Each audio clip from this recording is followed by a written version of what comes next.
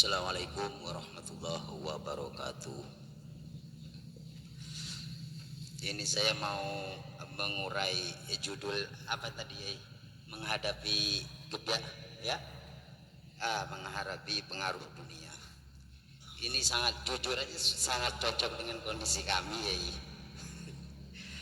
Terkadang kalau sudah dipikir secara mendalam tuh memang terkadang lupa dengan hal-hal itu, tapi terkadang akal ini bermain lagi terkadang ya. Hitung-hitungan tuh gimana kalau ndak gitu nanti gimana gitu loh ya. Jadi saya juga teringat dengan mutiara kata Syekh Ibnu Athaillah As-Sakandari itu istirahatkan dirimu dan hatimu dari hal-hal untuk mengatur duniamu, katanya begitu ya. Karena segala sesuatu itu sudah ada yang menyelesaikan selain kamu. Engkau tidak usah sibuk untuk memikirkannya. Lah dalam hal ini terkadang itu apa ya, membuat bingung ya dengan keadaan itu, terkadang tidak cocok lah dengan kondisi kami yang masih di asbab ini ya gitu loh ya. Mohon untuk diuraikan lagi ya. Terima kasih ya. Assalamualaikum warahmatullahi wabarakatuh. Waalaikumsalam warahmatullahi wabarakatuh. Karena pendidikan kita mulai kecil itu diawali pendidikan ilmu syariah. Ilmu syariah itu ilmu kulit ya. Ilmu yang mengutamakan hablum minan nas.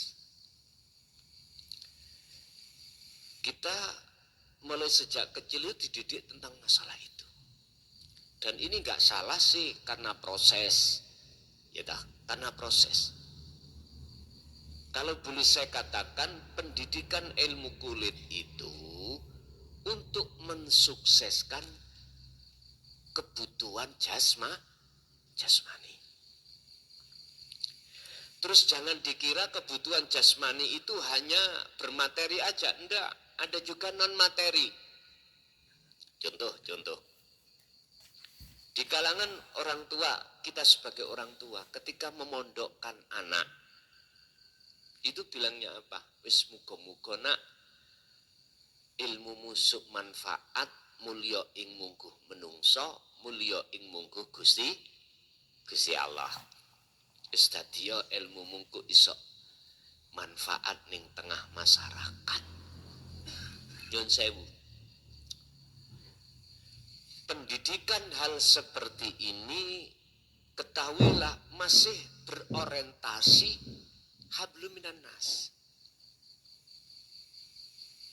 Buktinya kita pulang, alim ilmu segala apa di bidang agama, akhirnya masyarakat pada memuliakan jenengan. Terus kita hati berbangga diri karena kehormatan. Loh, ini dunia. Ini dunia. Dunia yang non materi. Siapapun kita, apapun status kita, apakah dunia bermateri atau non materi, setinggi apapun, gak akan pernah kita akan menemukan hakikinya kedamaian hati, gak akan pernah. Yang jelas kita akan menghadapi kondisi hati ini selalu khawatir. Khawatir. Yang kaya khawatir miskin. Mohon maaf. Yang punya harta banyak kelangan apa? Khawatir hilang. Yang punya kehormatan khawatir kehormatannya hilang. Kekhawatiran yang seperti inilah Bapak Ibu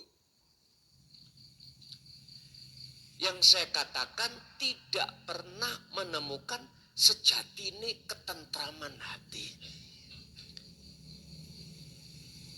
Kalau kita bicara tentang masalah kedamaian hati, tentramnya hati, bagaimana Allah mengungkap di dalam surah Ar-Ra'd ayat 28, Allah mengatakan alladzina fi waladina amanu, termasuk orang-orang yang beriman, wa qulubuhum bidzikrillah.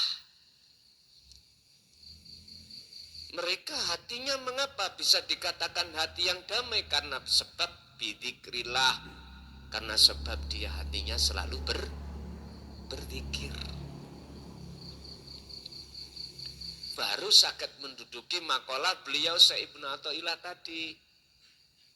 Arikh nafsaka, ya toh, apa, prekno, istirahatkan dirimu dari perkara-perkara yang perkara itu sebetulnya sudah ada yang ngurus.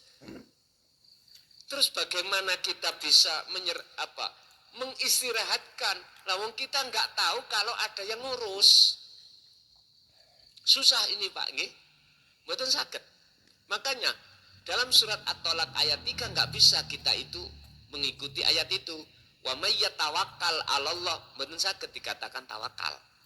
Lawang kita nggak tahu di balik kita semuanya itu ada sesuatu yang halus, yaitu Allah yang ngurusi dan melayani kita. Semua persoalan bagaimana bisa dikatakan menyerahkan diri pada Allah atau mengistirahat perkara, mboten saged. Lah, itulah akhirnya akibatnya hati selalu terpengaruh dengan dunia. Pun otomatis nih. Maksud saya pendidikan kita di dalam ilmu kulit jangan berhenti. Teruskan pendidikan itu dengan ilmu isi. Inilah yang kumaksud tentang risalah tauhidiyah yang diemban oleh baginda Rasul. Ada ayat, ada. Al-Anbiya 87, Al-Anbiya 25. Khusus tauhidiyah yang ada kaitannya dengan ruhaniyah jenengan datang Allah. Itulah hukum hakikat menuju makrifat. Cuman aja selama ini berabad-abad risalah itu terkesan tutupi. Alasannya karena takut fitnah.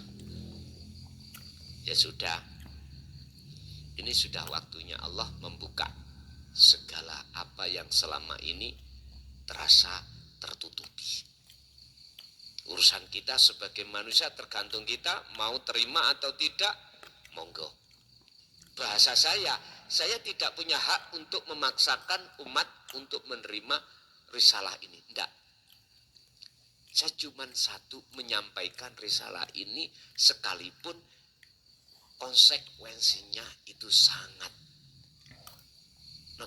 membahayakan. Rasulullah beliau itu walau karihal musyrikun walladzi arsala rasulahu bil huda wa dinil haq liyudhirahu 'ala dini kulli walau karihal musyrikun. Walaupun Rasulullah dibenci, tetap beliau sampaikan. Walau karihal kafirun, walaupun banyak yang mengingkari, tetap Rasulullah menyampaikan. Satu ayat juga sebagai pedoman Rasulullah, wa ma arsalnaka illa mubasysyiran wa nadhiran. Muhammad, tugasmu itu tidak memaksa umatmu untuk terima apa ajaranmu, enggak. Tugasmu cuma satu. Apa? Mubasysyiran wa nadhiran. Memberikan kabar baik terhadap hati umat yang mau terima. Wa nadhiran, sebagai peringatan terhadap mereka yang tidak beriman. Ada di situ risalah, artinya itu. Satu, sebagai kabar baik bagi jenengan yang berpuluh-puluh tahun mencari kefahaman bundelane ngelmu untuk menuju sang yang sejati. Ternyata kabar baik. Yang tadinya jenengan iki sulit untuk menemukan pengertian sholat yang khusyuk, bagaimana sih caranya untuk meletakkan ini wajah wajiyah dalam arti tawajuh, dalam arti robitoh, sulit untuk untuk menempatkan sekarang dipermudah Allah. Berarti inilah basyiron, kabar baik. Sebab orang itu siapapun kita hati tidak akan pernah bisa mengalahkan nafsu, tidak akan pernah bisa menghadapi pengaruh dunia. Siapapun kita, sak nalimo koyo opo enggak bisa kecuali illa ibadaka minhumul mukhlasin. Merekalah yang dikersakni Allah, ditolong oleh Allah. Itulah golongan al-mukhlasin, orang yang Allah pilih. Siapa di antaranya? Termasuk para nabi, para rasul, para kekasih Allah. Akhirnya jangan heran dalam surah Yunus ayat 6263, ala inna awliya Allah la khaufun alaihim walahum yahzanun. Itulah orang-orang alladzina amanu wa kanu yattaqun. Tidak hanya beriman tentang datangnya risalah tauhidiyah ini, tetapi wa kanu yattaqun, dalam hati mereka ada satu keimanan yang ihsan, dikarenakan dia mengamalkan, mempraktekkan apa yang Rasulullah sampaikan. Itu juga ada di surah Ali Imran ayat 31. Barang siapa yang mengikuti aku, kata Rasul, yuhibbukumullah, Allah jadikan sebagai kekasihnya. Allah jadikan beliau-beliau ini sebagai napa? Sebagai orang yang Allah pilih. Wa yaghfir lakum dzunubakum, dan segala kesalahan dosa-dosa baik jasmani, lebih-lebih rohani yang menyandang syirik, baik syirik jali, lebih-lebih syirik khafi, Allah ampuni itu. Jadi Bapak, tentang takfirud dunia tadi, kita siapapun gak bisa melawan kecuali dapat pertolongan dari Allah. Lah Allah menolong bagi hamba yang dikehendaki. Siapa hamba yang dikehendaki? Itulah hamba yang sudah menyerahkan diri terhadap Allah. Ngipun proses isa menyerahkan diri, jenengan terus menerus berzikir. Karena di dalam zikir sirrul asrar itu fungsinya adalah meniadakan rasa iman keakuan makhluk dan mendatangkan rasa keakuan Allah. Mekaten sekilas info.